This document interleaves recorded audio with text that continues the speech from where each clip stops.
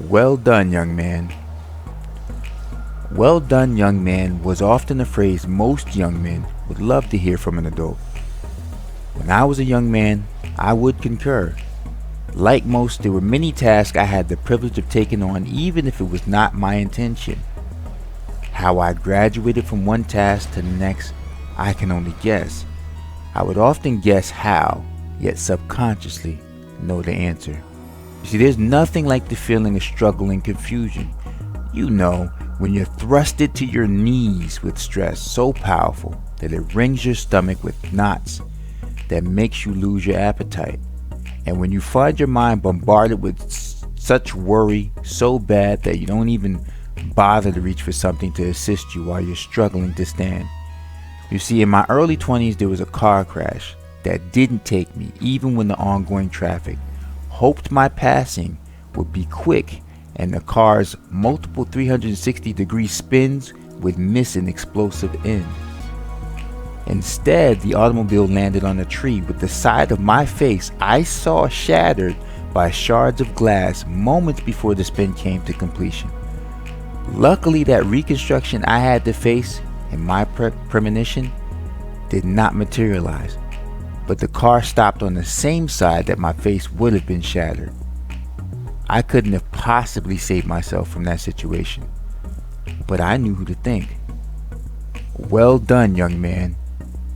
I remember the time my family and I decided to venture to the boardwalk one weekend when I just made the age to enjoy the casinos.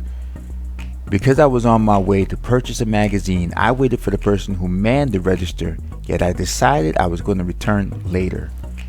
However, just before I decided to walk away, I glanced at the floor, noticing the store clerk gasping for words, and I rushed and flagged down help.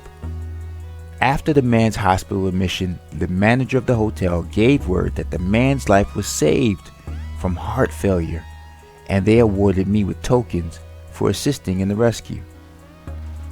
I graciously accepted, yet I really knew who I should praise.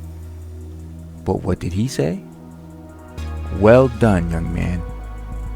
I can recall my measure being scaled next to another young man whose corner was filled with support and assistance that aided in his everyday living, so much so that his first automobile did not have a bill attached to it, as he cruised through his senior year without worry.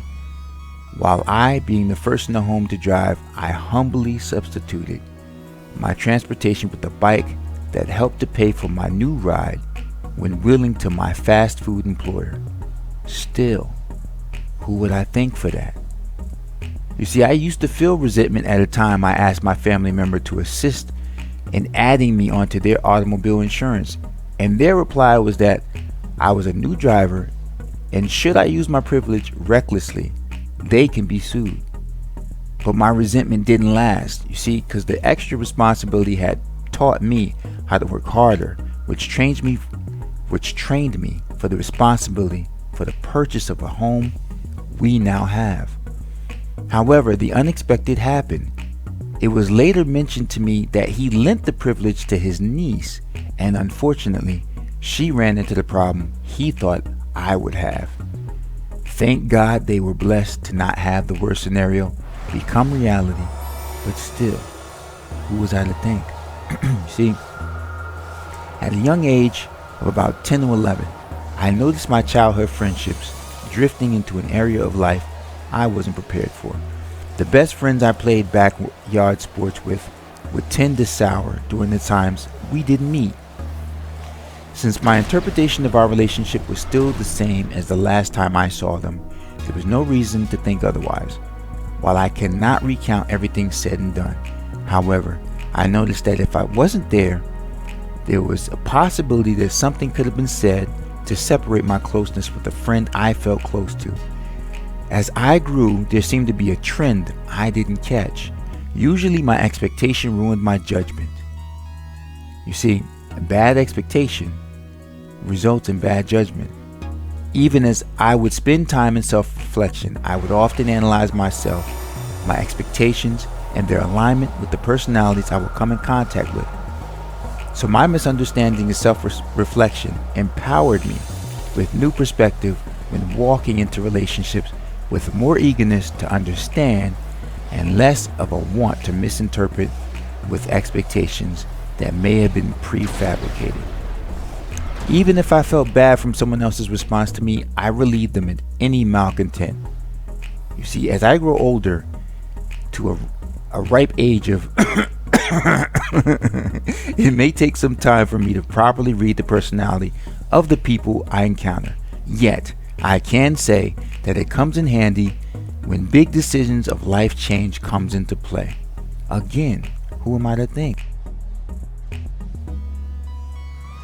You see, it's a natural impulse to want to cut corners, but most times in life, cutting corners cuts progress. What I learned is that had I gotten the assistance I needed from the family member, I would have most likely not had the wherewithal in order to take on challenges and learn from them.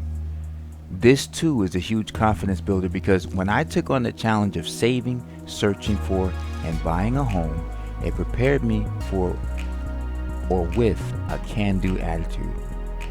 Had I also had the option to skip the lesson in relating to my friends in a way that analyzes their personality without expectation, I wouldn't have some of the success I had in other areas of life. At the center of the challenges which gave me strength and reassurance was the opportunity and direction given by God. Trust in Him. Ask Him, and He will give you a strategy within His strategy that works out for you in the long run. When you look back on it, you'll be grateful for the experience and astonished at how the whole picture displays. When you find yourself bogged down with trouble, worries, or stress, remember to ask our higher power for the plan that was made for you. The plan within His plan will get you through, and His plan was already created within you. When all of your tasks are completed in this lifetime, with all of your accomplishments and contributions added to your name, I am certain that well done will be your affirmation. Well done is what will be said. Well done.